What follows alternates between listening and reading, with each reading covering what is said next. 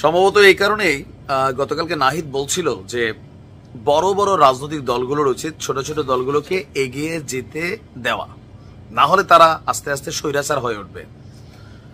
গতকালকে জাতীয় নাগরিক পার্টির যে আত্মপ্রকাশ অনুষ্ঠান, সেখানে মোটামুটি প্রত্যেক দলেরই যারা রাজনৈতিক প্রধান আছেন মোটামুটি তারা সেখানে উপস্থিত হয়েছিলেন।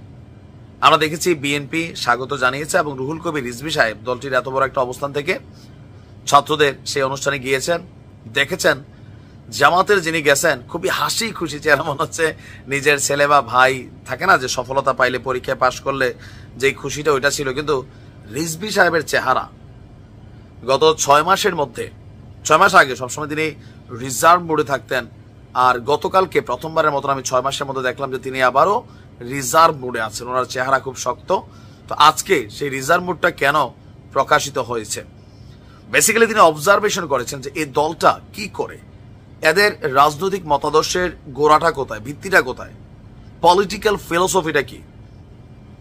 যেখানে আমরা দেখলাম আবু সাইদের পরিবারই দাওয়াত পান, অনেকে বলতেছেন এটাতে কি হয়েছে। আরে ভাই, এত তাড়াতাড়ি এটা অপমানজনক। আমি 100% মনে করি আপনার কাছে ভালো না অন্য লাগতে পারে, ওই যে আপনি হয়তো দলের সাপোর্টার, সেই জন্য আপনি এখন এরা যা করবে সব মেনে নেবেন।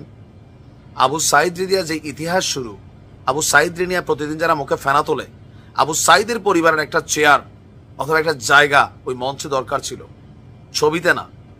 বঙ্গবন্ধুর ছবি তুলে আওয়ামী লীগের তারা খালি মনে করতো যে বঙ্গবন্ধুর চেতনা, বঙ্গবন্ধুর আদর্শ আসলে ছিল। জিয়ার ছবি তুলে সবাই মনে করে যে জিয়াউর রহমানের চেতনা আদর্শ, আসলে কি তাই? ভিতরে ভিতরে সবগুলো হারামি, যার কারণে দলগুলোর 12টা বাজে গেছে।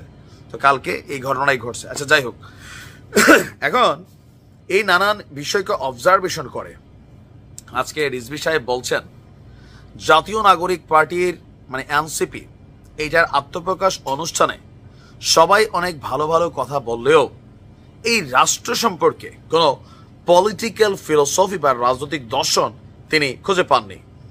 আজকে একটা প্রোগ্রাম ছিল গণতন্ত্র পুনরুদ্ধার সংগ্রামে দেশনেত্রী বেগম খালেদা জিয়া এবং তারেক রহমানের ত্যাগ ও নেতৃত্ব শীর্ষক একটা আলোচনা অনুষ্ঠানে তিনি বলছেন যে আজ দু একজন বুদ্ধিজীবী বলেন ক্ষমতা থেকেই তো বিএনপির জন্ম হয়েছে, কিংস পার্টি। আচ্ছা, কারণ বাংলাদেশের প্রথম কিংস পার্টি কিন্তু বিএনপি, এটা অনেকে বলে থাকেন। ওনারা ভুলে গেছেন ওনারা রাজনীতিতে নতুন একটা ন্যারেটিভ তৈরি করেছেন, এরশাদ জিয়াউর রহমান নিয়ে আসতে চাচ্ছে, কিন্তু এইটা যে ঠিক নয়। জিয়া যে অন্য মাত্রার অন্য কিছু, জিয়া একটি নতুন দর্শন দিয়েছেন। আজ অনেকে দল করছেন, আমি গতকাল যারা নতুন দল করেছেন তাদের ওখানে উপস্থিত ছিলাম, তারা অনেক ভালো ভালো কথা বলেছেন রাষ্ট্র সম্পর্কে, কিন্তু কোন রকম পলিটিক্যাল ফিলোসফি আমি তাদের মধ্যে পাইনি। এখানে বিষয়টা কি, বাঙালি ধরেন কোথায় রাজধানী কোথায় খেতায় মতনই, এগুলো মাঝে মাঝে আমরা এক করে ফেলি।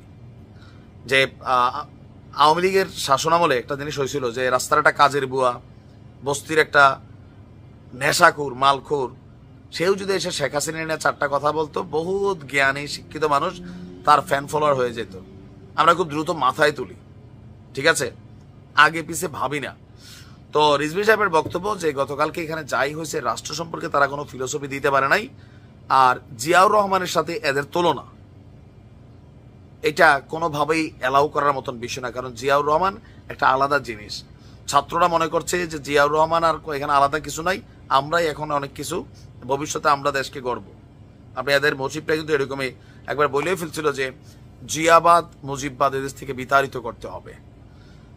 এখন টেনশন তো কিছুটা আছে, মূল টেনশনটা হচ্ছে সরকারে বসে আছে এদের দুজন বন্ধু, সরকারের প্রধান, এদের উপদেষ্টা, রাজনৈতিক দলটার কোথাও না কোথাও। তো বিএনপি স্বাভাবিকভাবে টেনশন হবেই। আমি বললাম না, আমার আজকের ভিডিওগুলো দেখলেই বুঝবেন আগামী দিনে মোটামুটি কি ঘটবে। এদের রাজনৈতিক ফিলোসফি আসলে কিন্তু নাই। আমার কাছে এদের রাজনৈতিক ফিলোসফি খুঁজে পাই না, কথার দিক থেকে ছাড়া কাজের দিক থেকে। ভালো থাকুন।